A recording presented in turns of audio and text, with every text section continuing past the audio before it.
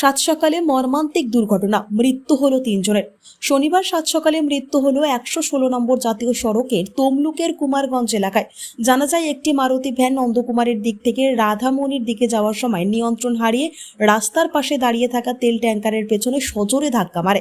ঘটনাস্থলে মৃত্যু হয় 3 জনের, আহত হয় এক মহিলার। স্থানীয়দের চেষ্টায় আশঙ্কাজনক অবস্থায় আহত মহিলাকে পাঠানো হয় তাম্রলিপ্ত গভর্নমেন্ট মেডিকেল কলেজ এবং হাসপাতালে। ঘটনাস্থলে পৌঁছায় তমলুক থানার পুলিশ। সাত সকালে মৃত্যুর ঘটনায় এলাকায় ব্যাপক চাঞ্চল্যের সৃষ্টি হয়েছে। আপনার কি হয় এবং কিভাবে হলো ঘটনাটা? কিভাবে হলো সেটা তো আমি দেখিনি, বলতে পারবো না।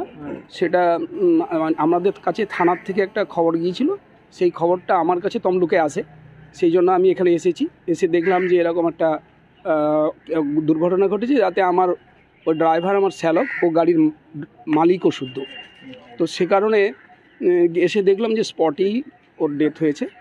4 জন রোগী নিয়ে যাচ্ছিল কলকাতাতে দেখাতে আর কি। তো যেটুকু শুনেছি যে সামনের চাকা না পেছনের চাকা বাস্ট হয়েছে, বাস্ট হয়ে গাড়িটা আর ব্যালেন্স রাখতে পারেনি, ও একটা গ্যাসের গাড়ির পেছন দিকে ঢুকে গেছে। এটাই হচ্ছে মূল কথা। তারপরেরটা তো আর আমরা জানি না। প্রতিনিয়তই কলকাতায় প্রতিনিয়ত, এবং গত 20 বছর ধরে গাড়ি চালাচ্ছে, এবং ওর নিজের গাড়ি, মানে যাকে আমি কোনোদিন একটা মুখে পান কাটতে দেখিনি, সেই মানে সেই রকম ছেলে। ও চালাচ্ছিল তো ভালো, কি ভুল হয়েছে, কি দুর্ঘটনায় তার তো কোনো আলাদা ব্যাখ্যা নেই, ব্যাখ্যা দেওয়াও যাবে না। তা আলটিমেট কি হয়েছে সেটা গড নোজ, যারা দেখেছে তারা বলতে পারবে। আপনার নাম? আমার নাম স্নেহাংশু বেরা। মারা গেছে আপনার কি? আমার শ্যালক নাম কি ওনার? সুদীপ মাইতি, বাড়ি? দক্ষিণ খোদামবাড়ি।